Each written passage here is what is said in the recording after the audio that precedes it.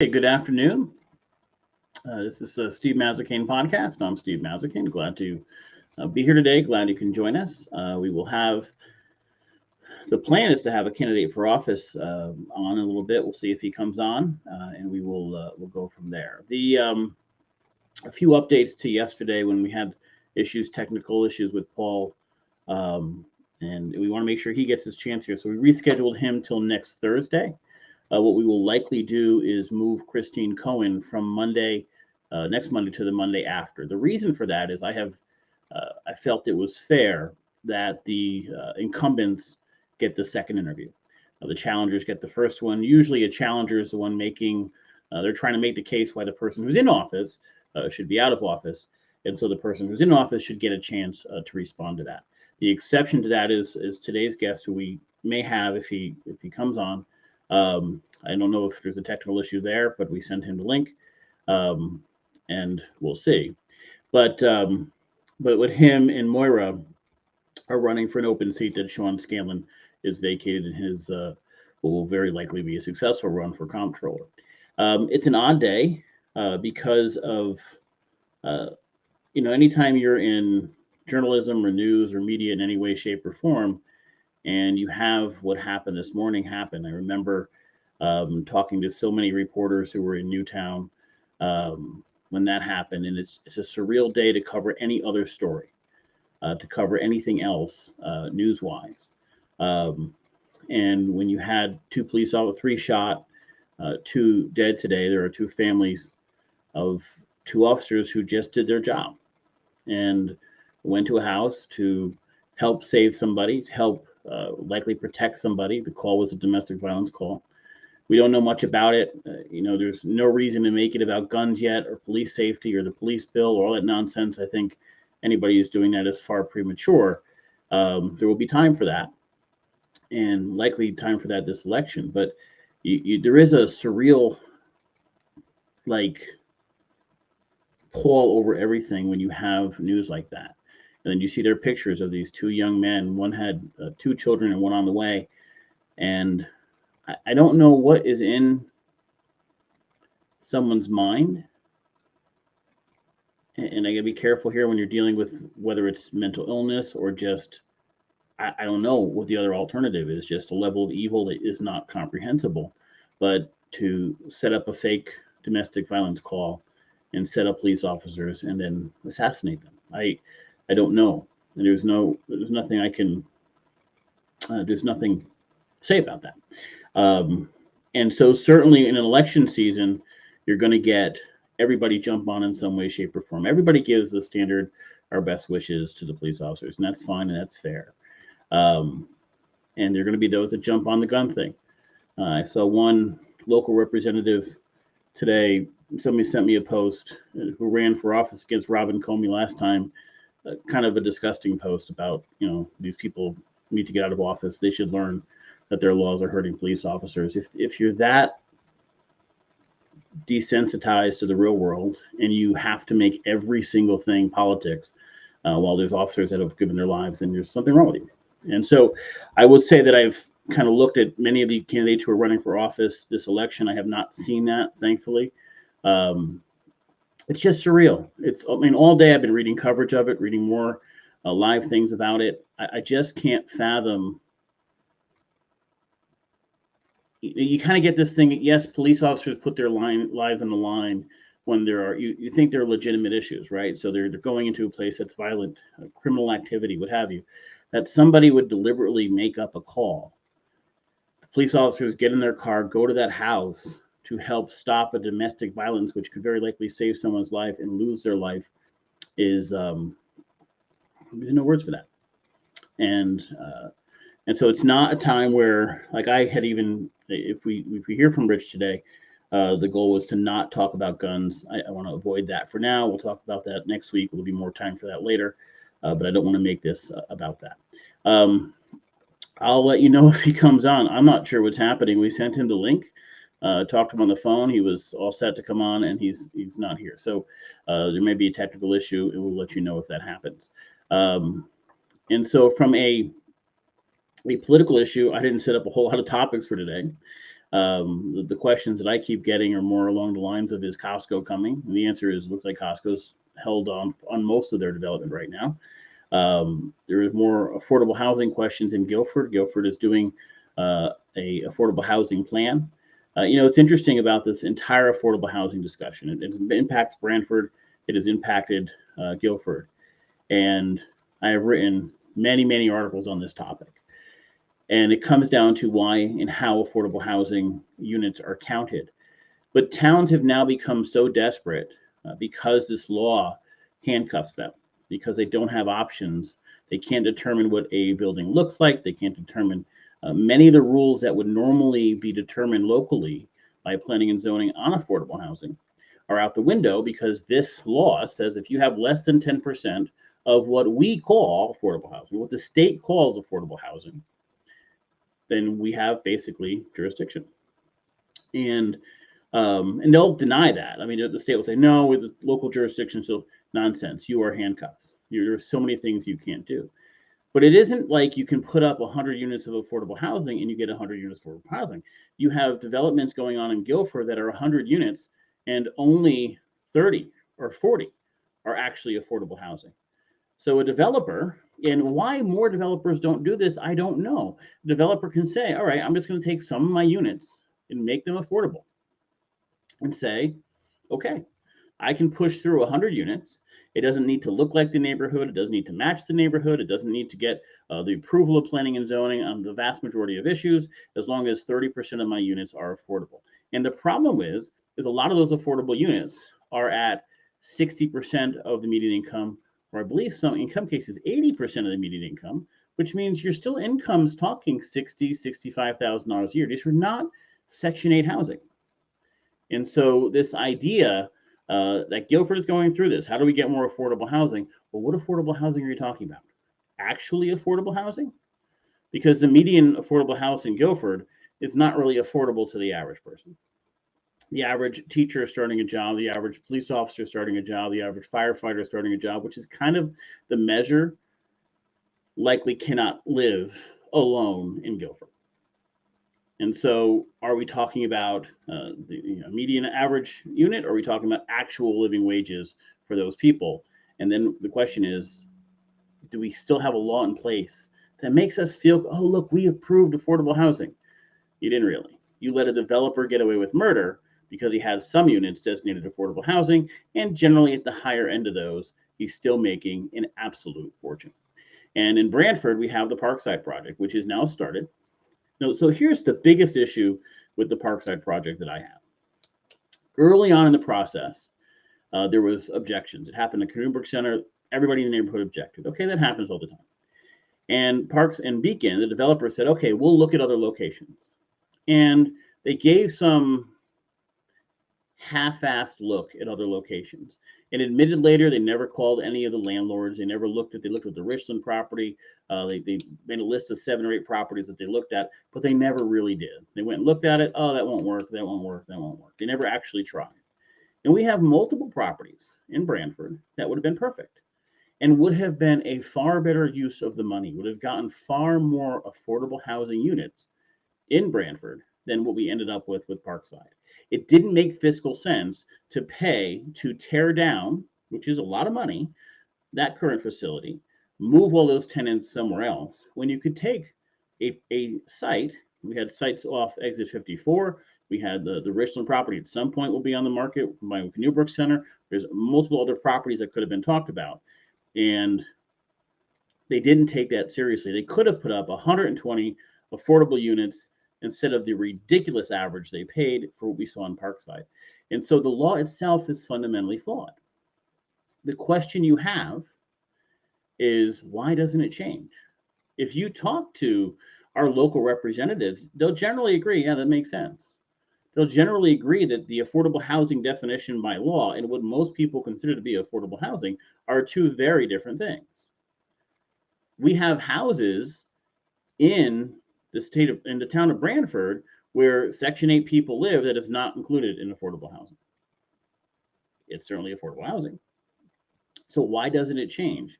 And the real problem is that this is basically run, the Democratic Party's run to a very large extent by the inner cities. New Haven, Danbury, Hartford have so many representatives that it almost doesn't make any sense to try to fight them within the Democratic Party. Every Democrat I've talked to privately has said, yes, there's something wrong with this law. It could be adjusted. It should be adjusted. Some Democrats have had success getting some changes. For example, in Milford years ago with trailer parks and getting them counted, but only very small details. Lonnie Reed did actually work when she was there to change some designation of trailer parks, so they're still not. It was a weird little glitch they ran into, and they said if the trailer park, if the owner of the unit also owns the underlying property, you can count it. Except that never happens. The owner of a trailer park unit, rarely, they lease the property from a much larger developer, a larger land manager. So it's never really counts, despite that being written in there. Richard, the people, and I'm reading a comment, the people that represent towns like Brantford need to change the way we count affordable housing. They should also address other issues with the law. It should be a question to the candidates. We can question the candidates on this till we're blue in the face. The problem is we also have to work. Politics is the art of the possible. And there is simply no way that we can get Brantford, Guilford, what have you, to fight the representatives in New Haven who live by this law. And it's basically a law for them to say, how do we get lower income people out of the city? How do we get lower income people somewhere else?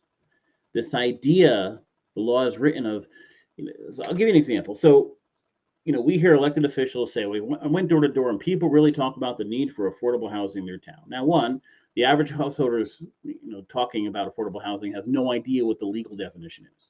They have no idea that it must be state subsidized, no idea that there must be a deed restriction on it for a long time. They're just talking about it like you and I would. We need to be affordable. Affordable dinner, affordable car, affordable housing. That being said, the second one is we need more affordable housing in our town. The problem is when you build the legal definition of affordable housing, there is no guarantee it helps the people in your town. There's nothing saying that applicants can only be from Brantford or from Guilford. You can't say I only want them from a certain geographic region. So if they all come from out of state, so be it. If they all come from 10 towns away, so be it. You're not actually helping the people in that town by building affordable housing in that town. You're inviting people into your town. In some cases, they may be families. It may be a further burden on the tax base. Not a significant issue in the shoreline towns because they tend to be losing kids. And a lot of these shoreline towns, Brantford, for example, does send a lot of their kids to private schools. So, in some cases, it's not the end of the world to add that cost. But the fundamental problem with this law is it takes advantage of the fact that the average person has no idea what the law actually says. It has no idea when they say, yes, I'm for affordable housing, because who's not? Everybody's for affordable housing. Do we want affordable? Yeah, I want affordable everything. But it's like saying, okay, I want affordable food, but that food must only be green with purple stripes, and it must come from Glastonbury, and it must be delivered by Thursday. It's the only way it's considered affordable. It's nonsense. We talk about affordable housing. According to the law, it can only be affordable if paid for by the state, 2, has a deed restriction. Well, no homeowner in their right mind is ever going to put a long-term deed restriction on that property. They're never going to limit themselves. It makes no sense. But realistically, barring that household striking oil in their backyard, the rent's not going to go from $1,000 to $4,000. You're going to get some jumps, as we see recently, but it's not going to go crazy. And so this idea that we can only count affordable housing, you could have Brantford be 100% trailer parks. 100% trailer parks. And it would have 0 units of affordable housing. Think about that for a second. It could all be condos at $100,000 a piece. They would not be counted as affordable housing. So you would still have these arguments that Brantford's a racist town and Brantford doesn't want to let people into their neighborhoods and they don't want to let other races in and they don't want other demographics in their town. It could be 100% trailer parks. And on paper, we are not hitting the affordable housing criteria that the state puts for us. That's absurd. It's nonsense. All right, hold on. I just got a message. Okay, so there's an equipment issue for Richard. Okay, so maybe the camera is not working. That's okay. We'll figure that out. We'll try to schedule him again. So we have some changes happening because of technical issues, quality of internet, whatever it is. And what we're probably going to do is move yesterday's interview to next Thursday. Next Tuesday and Wednesday, we have Robin Comey and then Moira. And then the Monday after, Christine Cohen. Just because I want Christine to be after Rich. I think that's fair. And then we do have like a week and a half to 2 weeks before the election. If there are more questions or comments or whatever, I'm sure anybody can come back on, although they're getting a little booked. I think there is a Chamber of Commerce thing. Years ago, I moderated the Chamber of Commerce debates, and they were real debates. We had two candidates. I moderated them. We went back and forth. They've changed to this. I'm no longer a member of the chamber. I just, for whatever reason, may join again. I'm just not. I'm not. Yes, not a positive or negative on them. It's just, it is what it is. But they're now forums, and so So he just asked so we can postpone it. Yes, we'll find another day for him to come on, and we'll do that. I'm sorry about that. October 18th at 8. So there's some forum in the morning. The problem with these forums, and you put a bunch of candidates together, is, the job of a candidate running for office is to win office, right? That's their job. Now, sometimes they're running on a specific issue. Like when Jamie Cosgrove ran for office, there were some really serious legal issues happening in town. There was a waste of money. He was running on those things, for example. Then there's races where people just want to be in office. Like I've always wanted to be a state rep. I've always wanted to be a state senator. Always wanted to be governor, whatever it is. And they're running, and they're going to say and do. They have a whole team of people behind them who are going to say, this is the right words to say. These are the issues to go after. Here's what you do. My job, as whatever you want to call me, you want to call me a blogger, a podcaster, a journalist, whatever you want to call me, my job is to figure out how them being in office would impact you. And so I have to ask questions in which the answers we get tell us if this person's in office, he's going to try to do X or Y. If she's in office, she's going to try to do X, Y, and Z. Your life may change or stay the same based on this person getting in office or this for the positive or negative. That's up to you to decide. It's not my job. My job is to ask the questions to find out, okay, if you're in, what decisions would you make? What would guide those decisions? What's your overall philosophy? When you do a panel with 8 different people from 8 different races, there's no way to have a real significant conversation about what that person will do in that seat for those particular demographics. And at the end of the day, the job of elected officials is to represent the people in their district. So the question that I ask for someone in the 102nd district is different than the 98th. Today with Richard, we likely would have talked far more about affordable housing. It's a much bigger issue right now, part of a much larger discussion in Guilford. Guilford as a town has gone much further left. It's gone more progressive. We have issues with CRT. We have, there's a lot of, quite frankly, their social media is kind of vitriolic when it comes to the attacks between the parties over there. Guilford has become, I would say, not more conservative, but Branford's become much more moderate. Yes, we have a significant Democratic advantage when it comes to registration, but it tends to be middle-of-the-road moderates that have the biggest say in Brantford. So the questions we ask will be different. So those forums I try to stay away from. I try to get the people that are running against each other on the same page. And if there's a need for that, we can do it. The questions I ask based on those seats are going to be very different. That said, we will try to reschedule Rich. He's had some technical difficulties, asked me to reschedule. I'll do the best I can there. I am looking forward to talking to 2 Democrats next week in Moira and Robin, and then Christine Cohen. Christine Cohen's always an interesting interview because she covers such a wide area. It is really, that Senate district goes from as liberal as it gets in Guilford to the more moderate of Brantford, and then to the very conservative areas and the smaller towns around it. So I'm sorry we don't have a guest today for technical issues. He couldn't come on. We'll look to reschedule that, but we'll aim for Monday. Monday will be an open one. We'll have, if there are topics to discuss, come on. Send those questions in and we'll do that. And then we get back to our candidates on Tuesday. If you're in Brantford or if you're in Guilford or North Brantford or East Haven, tonight is the first night of the Puffs show. And this is a spoof of the Harry Potter. This is the Shoreline Theater group, who I've been significant fans of, talked about. We had a director on here last week who did a very good interview. Quite interesting, actually, talking about his journey through desire to become an actor in New York City, that sort of thing. But I personally am a Harry Potter fan. I've seen every movie. I can't say I read the books, but I've seen the movie. I think they're brilliant. And this is not a J.K. Rowling thing. It's not a Harry Potter thing. It's just a lot of characters that happen to be very similar to those that were in Harry Potter. And it's a spoof, and it's supposed to be pretty funny. So I'll be seeing that tonight. If you're going to be there at 7 o'clock at the high school, I will see you then. Until then, I'm sorry no guests, but we will try to make up for this next week. And if there are questions, comments, things you'd like to discuss, please send those in. I can research them ahead of time and have some information here for you. Until Monday, guys, have a great weekend. Weather to storm out tonight pretty well, and we'll see you Monday at 4 o'clock. Until then,